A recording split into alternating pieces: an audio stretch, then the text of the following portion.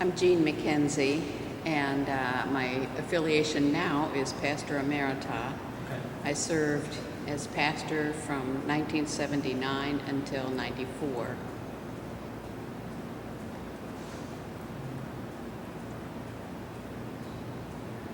And was your pastorship in the area before 1979? Were you affiliated with another church in the area? Where did you come from? I was ordained in 1972 at Providence in Fairfax, Virginia, and then after 5 years there, I was in a ministry with women, co-director for 3 years in D.C. Okay. And then was called here. Okay. My original home, though, is Western New York State. Western New York. So you had been in the D.C. area before you Yes. took this pastorship for it sounds like about I first 10 years or so? I first lived in the area in 1956. Okay. Well, actually 54 for a few months, and then moved back in 57. Okay. Okay. Did you live in D.C. at the time, or did you live outside of the No, I city? lived in Quantico, Virginia, and then in Suitland, Maryland, District Heights, Maryland. And your husband was in the military, is that right? Yes, Okay, so that would explain Quantico. exactly. Okay. Okay. And then we came back in 1971, and I was here in Virginia, and then moved into D.C. Okay. Okay. Great.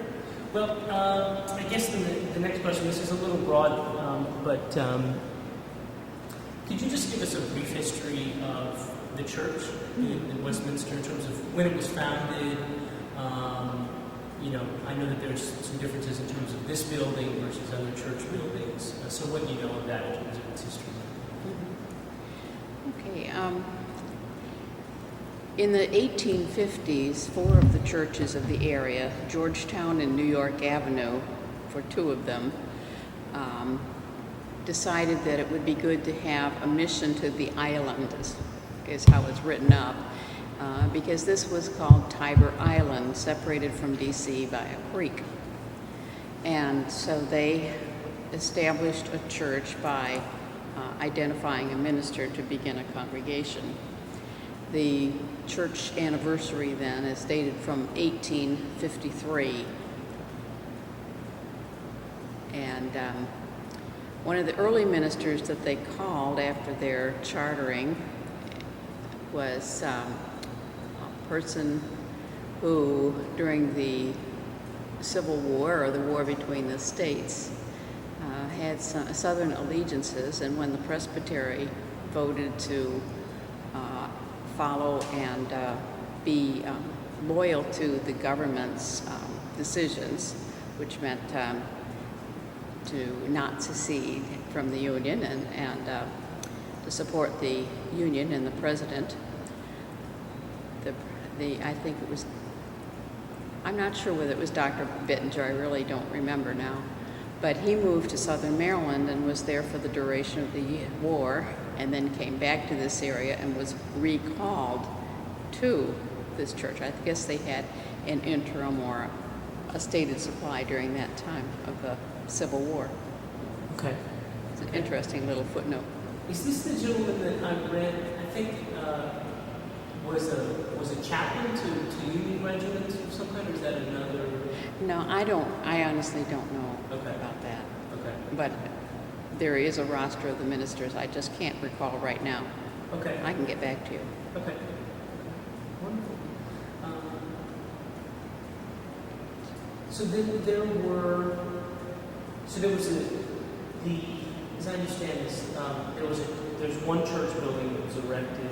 Yeah, it was a frame building. And then church probably was on the same property as the stone building that was erected then and remodeled. And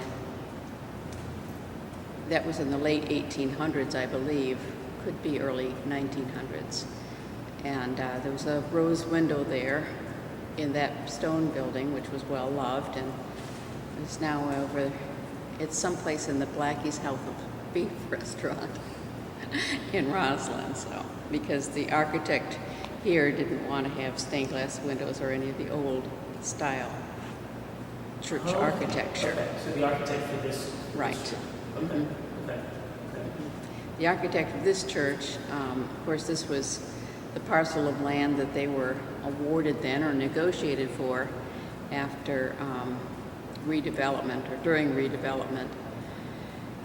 The street out here, McKenzie Place, is named for an early Presbyterian in the United States, Francis McKenzie, who's established many churches down the eastern seaboard. And as Wesley Place is named next to the Methodist Church. Okay. And, so the same architect that built or designed National Church was the architect for this church, Wagner. The National Church, On Nebraska Avenue. Nebraska Avenue. Okay. Right. It's a very stark building like this. Okay. Nebraska Avenue. It's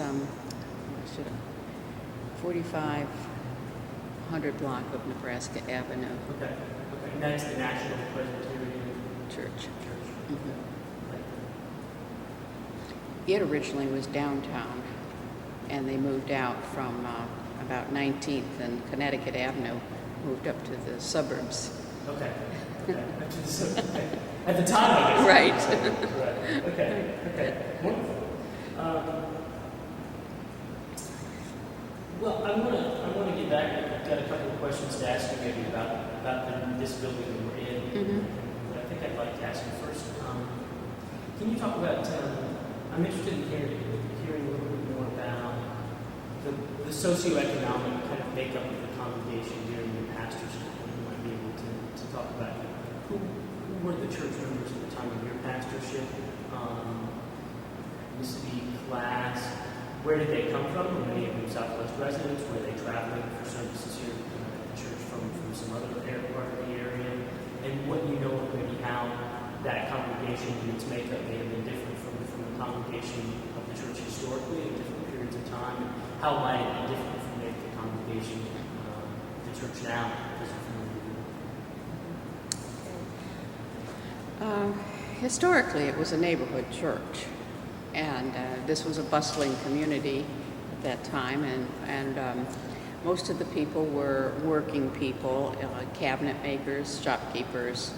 There was one wealthy family who owned the lumber yard. Their name was Church, and it was beyond 9th, where the railroad tracks are, to the west, about to 12th Street, I understand. But basically, they were pretty humble people, working people, teachers, etc. The congregation was all white until the 60s, and one of the current members was the first African-American member, Mr. C.W. Hargrave. And when I came, there were the greatest percentage of people were, well, I guess it would be about half and half. Half were people who had grown up in the church, who had been displaced by the redevelopment and moved out, or maybe they'd moved out before.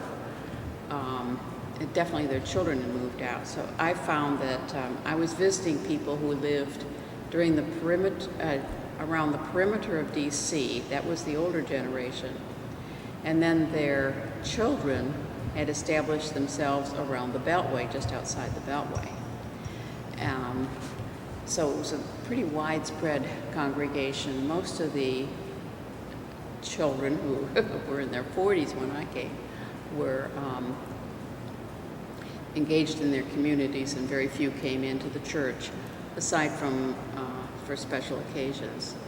So the composition was one that was building up a Southwest constituency. There were people from Capitol Hill and people from this neighborhood who came to the church and were actually the most active members, but very caring about those who live far away. Okay. During my tenure, in 1983, Westminster became a more light congregation, and they said that means that they're openly welcoming to gay and lesbian people. It was the first one in our area, and the elders said we couldn't have a statement without doing something to support that, and so they immediately advertised. And this brought gay and lesbian people in to the congregation, which was a wonderful boost, and they were warmly welcomed.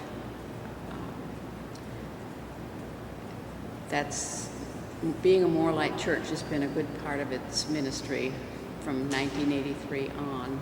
Okay. That meant that many people were commuting, though, from Greenbelt, Manassas, Baltimore even. We had quite a drawing from other areas, which brought up the question of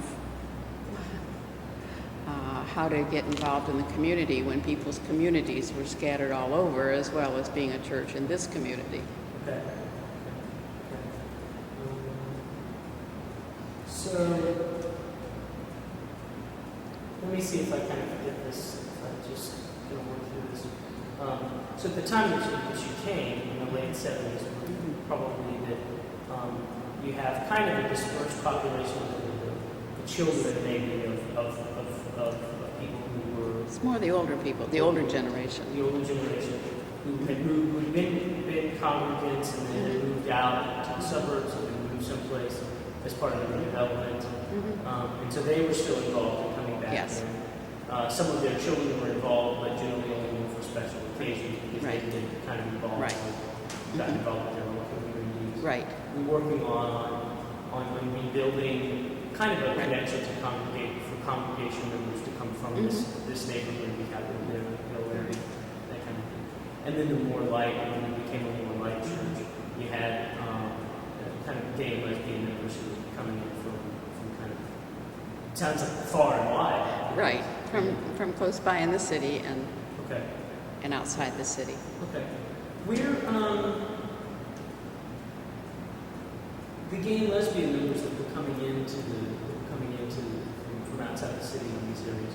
Were these people who they had been Presbyterians before, and but they were seeking a church that was more amenable to their, that was more amenable to their sexuality, some kind of lifestyle thing, or were they not Presbyterians at all? And they were coming, they were looking for a faith-based institution that was open to them as individuals. I guess the earlier ones were Presbyterian background, but that was the person who initiated the idea, which I supported completely, was a long-time Presbyterian, and we also had been the site for Presbyterians for Lesbian and Gay Concerns, so there was a group, although most of those members were also active in other congregations, so just met here. And then as time went on, because we advertised in the Blade, people just came looking for a faith community that was more reformed than the MCC Church, which has a different style than maybe they'd been brought up with, whether it was whatever the denomination was. So. Okay.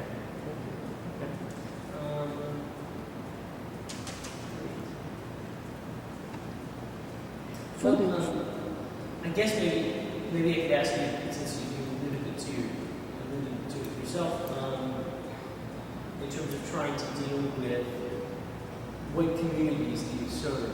During the time that you were here, you had it sounds as though they were trying to negotiate that service, what the ministry of the church was going to be like. What did you want to do? How did you try and answer those questions, or decide which communities did you serve? Were there specific maybe events or individuals who had a significant kind of impact on the transformation of the ministry while you were here? Well, ministry of the church, is that even an appropriate term when you use it? Ministry is the whole church, not just my ministry. Okay. Or just even your particular, when your pastor during your pastorship, or maybe, I'm thinking specifically of your pastorship, maybe what the ministry of the church was at that time. Well, because it was so small when I first came, and because it had been in a joint ministry with another church and really had been, I think, more or less neglected during that time. At first, it was important to build up the congregation so they feel better about themselves, so they have a good time together instead of having to work so hard. So we had retreats and study things that were building up the body. And this, of course, included both the older members and the newer members that were coming in, residents of Southwest and near Southeast. And as we had more activity at the church, then some young people, children in primary grade age, started dropping by and made friends with some of the congregants. And so we would be having a Sunday morning adult study, and there would be kids. And so we began to we always had some snacks, and so we began feeding them. They liked that, and then we began a little program. So that evolved with neighborhood children whose families did not attend any church. Just made this their own place, and they were welcomed. That was before we were more light. And then we were involved in Ministries United to Support Community Life Endeavors, the MUSCLE, Okay. which was organized to help low-income tenants buy their own homes. Tell Court was the first one, then James Court, and several of the former projects actually were bought by the tenants who organized, and they're now managed by the tenants, or the owners now. Okay. And we were the then director of Southwest Community House was a member, and several of us were on the board of Southwest Community House.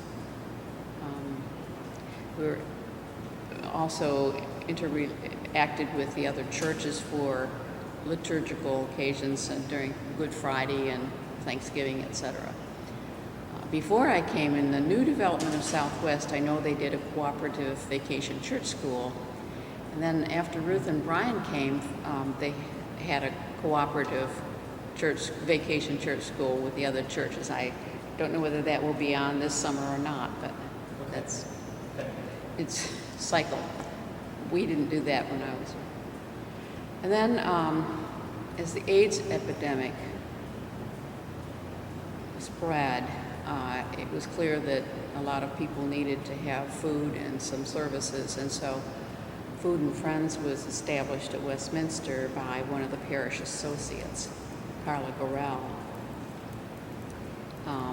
We gave the kitchen to them, made them an office, and Carla started from scrounging 6 bags of bag lunches, really, from Mr. Henry's and some of the other restaurants around the town to several $1 million organization with a staff of hundreds, and volunteers of hundreds, and delivering all over the area, not just the city. So they outgrew us after a number of years, but it was a pretty exciting place before and also a very squashed place before we were outgrown, with refrigerators and storage and transport. Items were all over the place downstairs. And this has, of course, attracted more GLBT people who were connected with Food and Friends. We had too many funerals. We had some Holy Unions. Okay.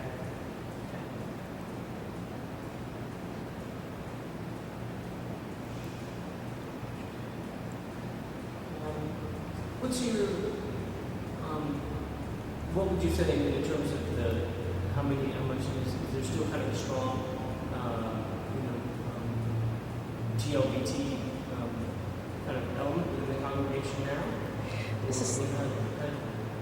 I don't know what the statistics are now. I actually just think about people now. I don't have to be responsible. Yeah. So,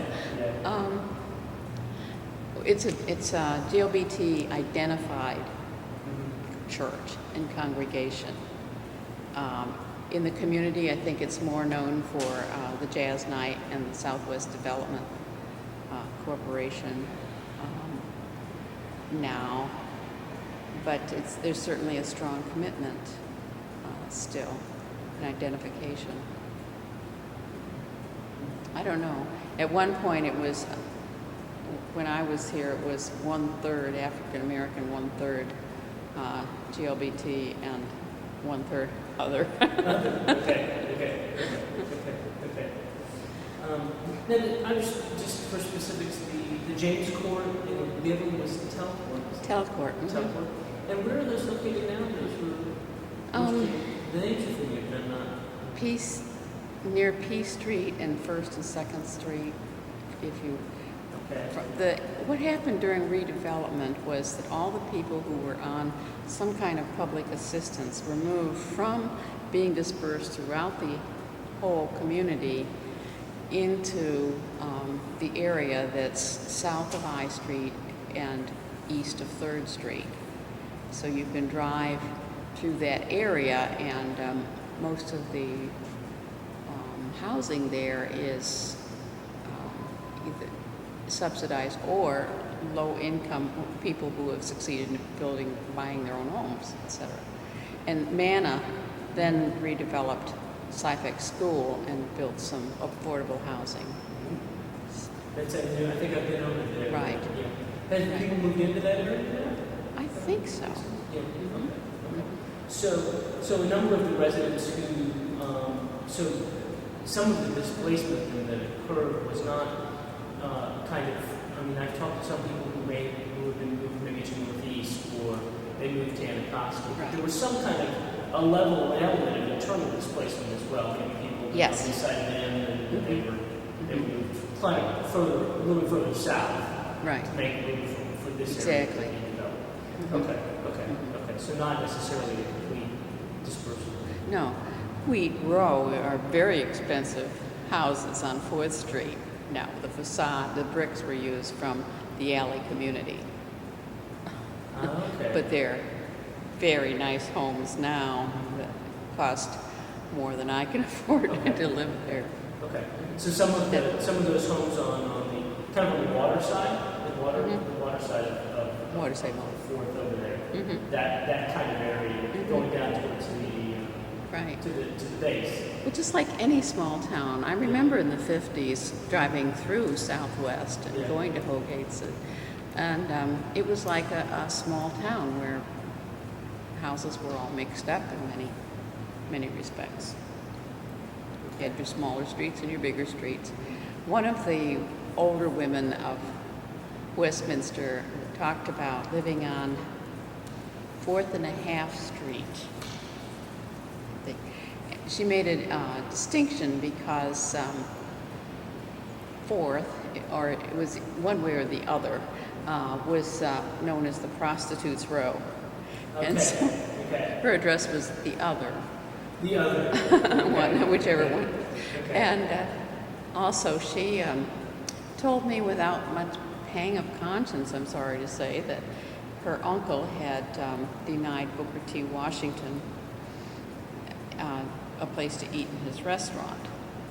Okay. And so, but she was in her 90s when I was her pastor. Okay.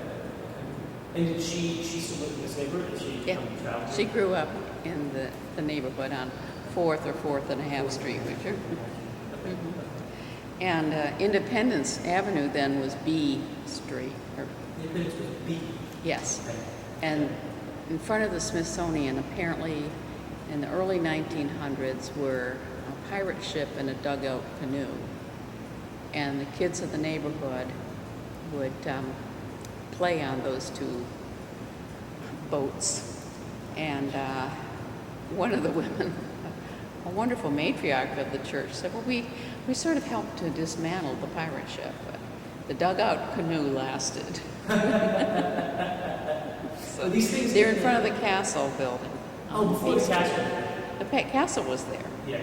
But they were out in the yard.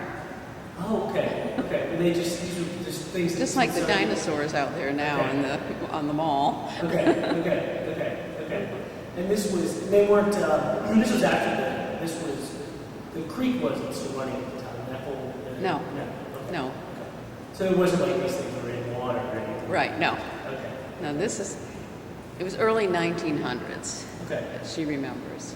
Okay. And another of the old people, when I was there, remembers most of his class being in uniform as they all the boys were in uniform for World War I, and they left right after the graduation service for World War I. Okay.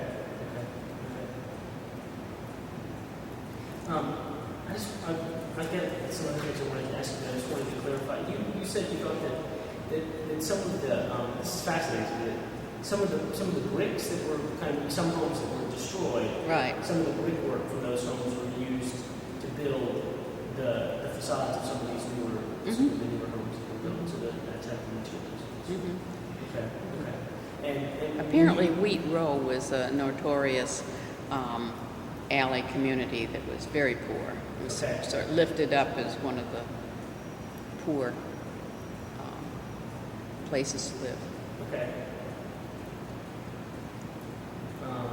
And so some of these, when you were in this area in the 50s, you can remember that different, you had different types of residences that were side by side. Just looked like any small town. Okay.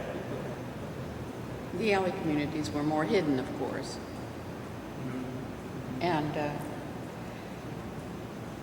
then during the Depression, a number of people were moving into the city to try to find work because D.C. does not have the problems with recession that the rest of the country has because of its government. Okay. And so a number of those individuals found families that were destitute moved in, and I know that the Porters, Harry and Anna Margaret, who he was the pastor for 40 years, beginning in 1934 to 1974. Okay. They had families living in their homes during their home as a transition place, that were just almost family after family, I guess. Okay. And we spoke about this. This was some Appalachian, right? Areas, or Southern Virginia. Southern Virginia. Okay. So that area. Okay. I'm interested in finding out. This is great. I think.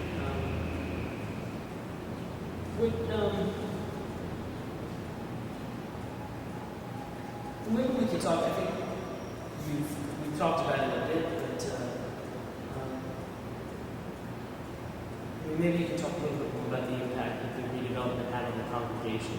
And what I noted.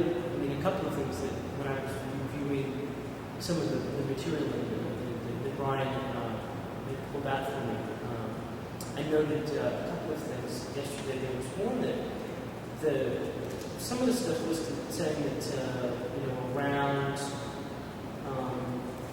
and you've already talked about this a little bit, but that I think there was probably by about 1920 there were around 280 members of the congregation, and most of them in that time lived in the neighborhood here. But then by the mid-70s there was 135 members of the congregation, but a very only 10, maybe 15 of those people lived in the neighborhood at the time. It sounds like it was kind of that probably what you talked about earlier, but there was some dispersal of the congregation.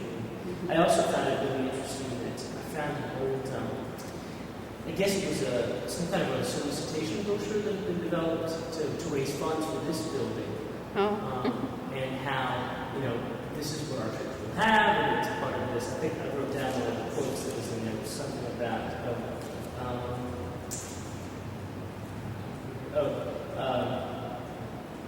that it was a church that was designed to serve the people in the city's newest concept of a cultural urban community.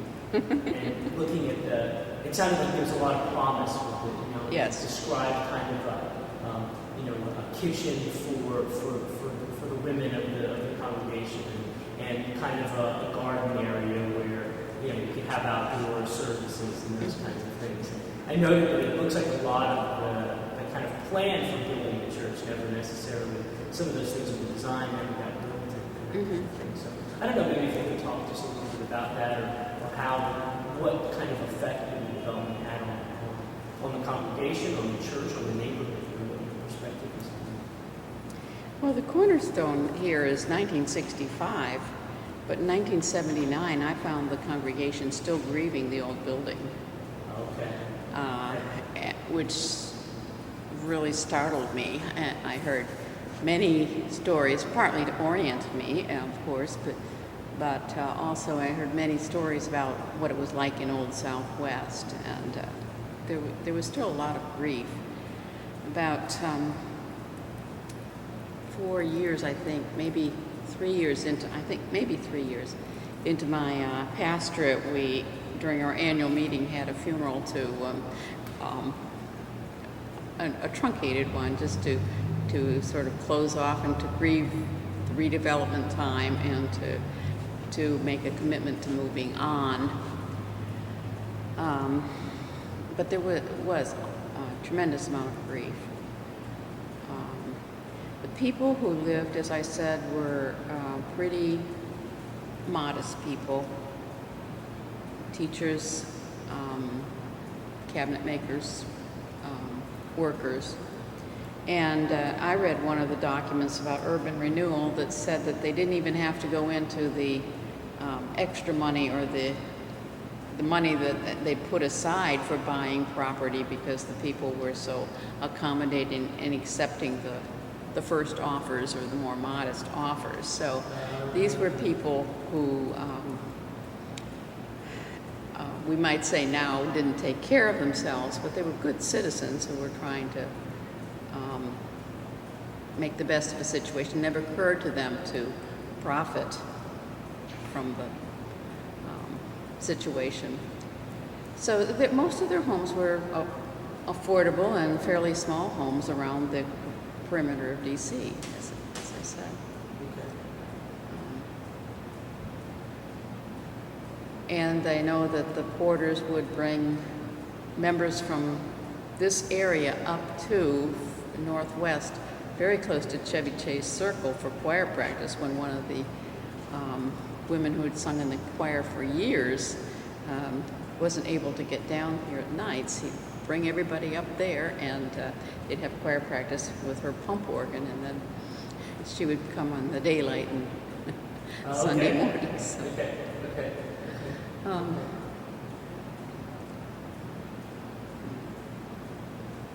One of the first residents with redevelopment was a woman who never married, who worked for Pentagon generals. She loved to hitch rides from the young lieutenants and go flying with them. Okay. And the generals called her Shorty. She was a very tiny woman, and she was an early resident in this area and had to climb over the rubble and was pretty much alone in one of the towers, either I think it was 600 3rd Street, or else 101G.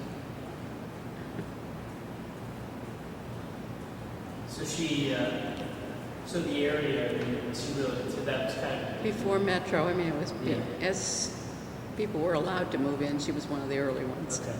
And then there's still just vacant lots and Right. lots of just rubble that hadn't been moved.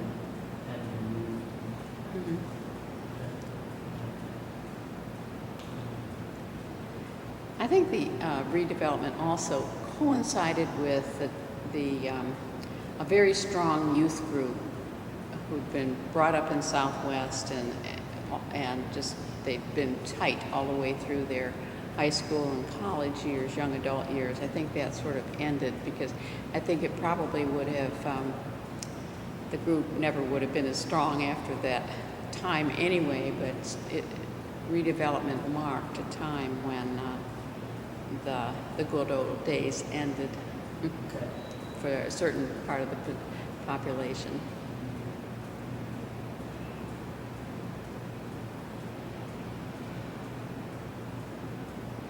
And another part of Westminster's history is because Mr. Porter had been here for 30 years, there was no question that he wouldn't stay.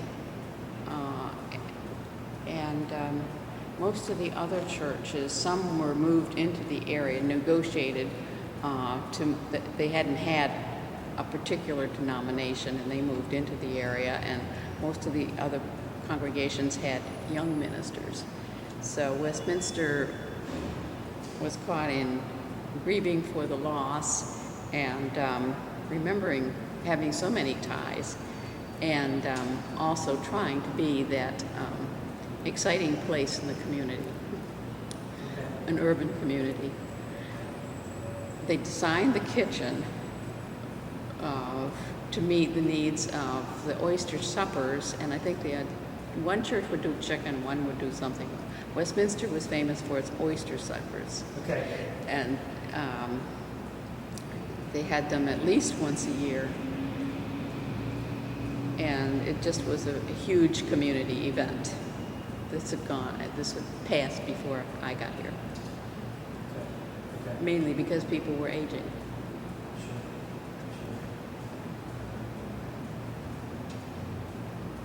So,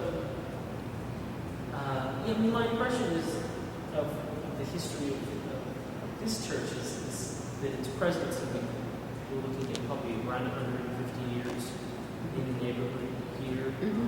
I know that the Catholic Church that's now, I guess, on the other side of the expressway Mm-hmm. has been there for quite some time. Right. Are there other, would you say that a number of the other churches that are here were as you said, it sounds like there were a lot of kind of influx of new congregations trying to build new congregations. And there are other churches in the area that have kind of the kind of extensive history of being in this neighborhood. I'd have to check that out. I think St. Dominic's does too. I don't know how long, but that's the Catholic church. the one that's up here on 6th. 6th. Mm-hmm. Okay. What was the? I'm interested. In terms of the maybe this idea of and I've read this, and you've said it, and I've read it in some of the documentation I mentioned it. The idea of a mission to the island, and that type of. Do you have an idea of what would have kind of prompted this need or this idea of missioning to this island? What that might have entailed for the founders, and maybe how that kind of the mission of being in this neighborhood may have shifted, as it over time. Could have two connotations. One, a mission church often, in some denominations, is to establish a new church someplace. So it's just a rubric. We're going to support this for a while. Okay. But also, I think a part of it was that Southwest was becoming more populated, and so it was a fertile place to plant. And it could have been that they were seen as people who really needed a church.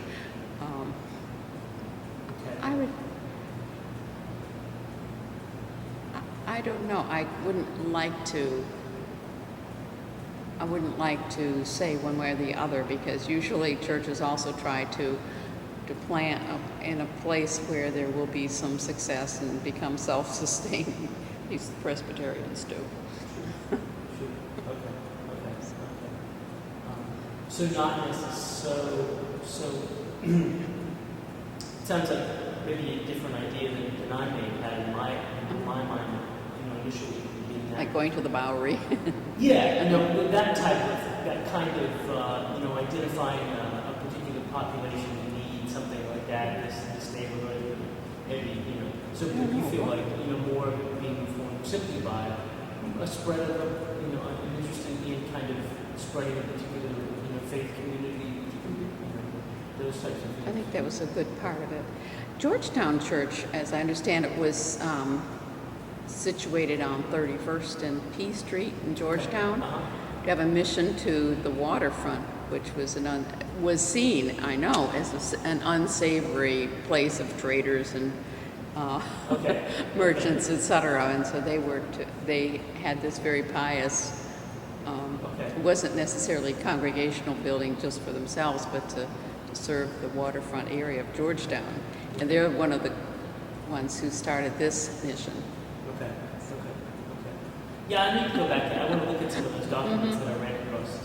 Even in my cursory look, though, it didn't seem, there wasn't an overt sense that I got in kind of some of the history that was written, that it was that kind of this pious sense of needing to No, take I think care it's of- more just, that's the terminology that was used to start a new church. Okay. Because if you read the old records, they're very carefully, they seem very stilted and pious. The language is Right, the very language is very very careful. true. Yeah. I found Well, all language, all written language was then too. Sure. So you live here now in the neighborhood, and have I imagine have since you took over the pastorship. Is that Very recently after that. very recently after? Okay. And did the church used to maintain a residence for the pastor? Is that right? Oh yes, that went with redevelopment. Okay. So And, that was, was that on the same grounds? Was that why not? Why did they? It was very close to the church. I think it was probably next door, or a couple doors down from the church on 7th Street.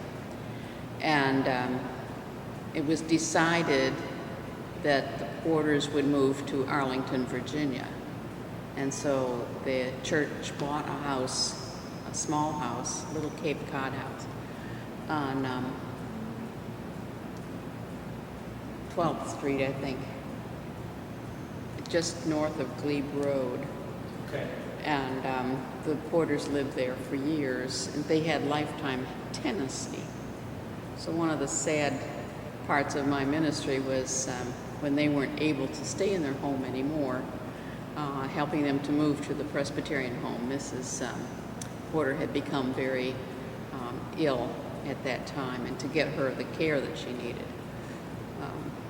For my husband, it was a sad time because, or a difficult time because he was in charge of buildings and grounds then, and so fixing up the manse for selling it then was felt in his supervision. Okay.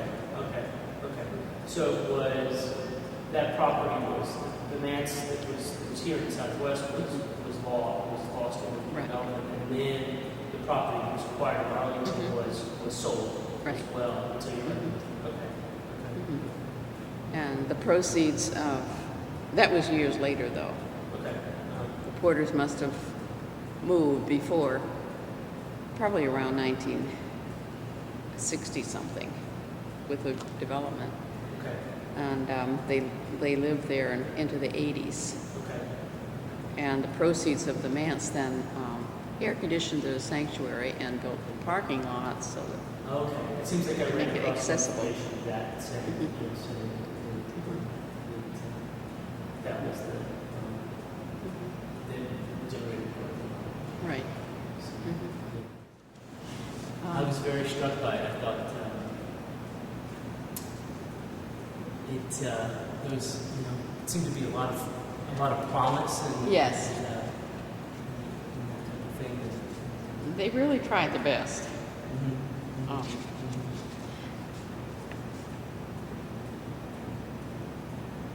Yes, there was to be an education building along the side here.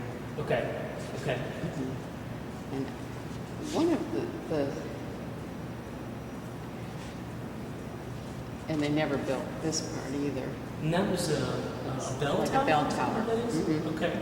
And the screen, when during my tenure, the screen here had a wall across. And the architect's idea was that people on a Sunday morning, now get this, would go to the mall, and then they'd stop by for worship on the way home. I don't know of anybody that does. Usually you go to church and then you go do your errands. Yeah. But Okay. so that's why it was built with the entrance off the plaza. Of course, when I came, all the people were old. The part of the building were older, and they were toddling along trying to get around the screen from their car on the street all the way around. Oh, okay. And so, So you opened request, that. we opened it up so that people could get in and into the church better. But I thought it was kind of symbolic about the push-pull of wanting to serve and kind of wanting to keep on hold of the traditions. Okay. I mean, I'm interested to find out, I guess, relative to that, I think it probably, do you think it would be very easy to kind of say that, it sounds like you had a lot of people, you mentioned before, that a lot of the congregation, even when you came from, was still mourning over kind of what was lost. Do you think, I mean, what do you feel like by the end of your tenure, do you feel like that was still the case? Do you feel, it seems like it would be very easy to kind of say, the neighborhood never recovered, that it's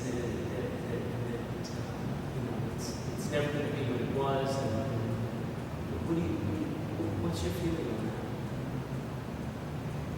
on that? Well, it never will be like it was, because it was in its own history, in its own time. I really likened it to a small town, and it's now very, very urban. And I see the neighborhood in another change, a major change now because of the redevelopment of Waterside Mall, cutting the road through so 4th Street goes through, and the apartments that are between my home and the church, which everything is getting higher priced here. Real estate is becoming just exorbitant, I think. So even when I first came, people who had lower incomes were very concerned about whether they'd be moved out. I think that some of that has been ameliorated over the last decades with the housing, what was it called? Mr. Gilmore, receivership. And when the tenants on 3rd and I Street were, all of their homes were remodeled, and they do their own maintenance, policing, and things like that now. So there's been a surge of investment, so to speak, in the area. But there's still a big concern, and I think we're in danger again of getting priced out. Even the people who have been comfortable, the rents will be too expensive, or the cost of buying will be just too much for people. So, I'm not sure when the good old days, when they were. Do you feel like that moved in, after the redevelopment, that some of those people were kind of the same kind of modest, maybe background and means that moved out? Many were. There were more professionals in that Sure. people were attracted to the area because it's so easy to live here and to commute to work, etc. There's no commute. Yes. Basically. Yes. So the biggest gap during my pastorate was not sexuality or race. I really think it was economics, Okay. class, education and economics. It's the hardest barrier to reach So in over. terms of kind of reaching the For people to really understand and get into each other's framework. Okay. So you had a lot of people with kind of different economic backgrounds amongst the congregation. envision how that. Okay. And that's consistent across this whole area. Well, I know you have to take off. I'd just be interested in just real quick. I mean, what in terms of the reading of this new development that you spoke about for the neighborhood, what do you think the implications might be for the church here now in its future? It's a place that's been here for quite some time. Well, they might be able to read a new concept of the cultural urban community. Okay. Especially with Ruth and Brian and their good ideas and the congregation's makeup now. They'll probably do something that's exciting that will be a part of this development. I really commend the jazz night, though, and the way that's built another community. That's a real bridge. Okay. Okay. Well, thank you very much. I really appreciate it, and I'm sorry to keep you so.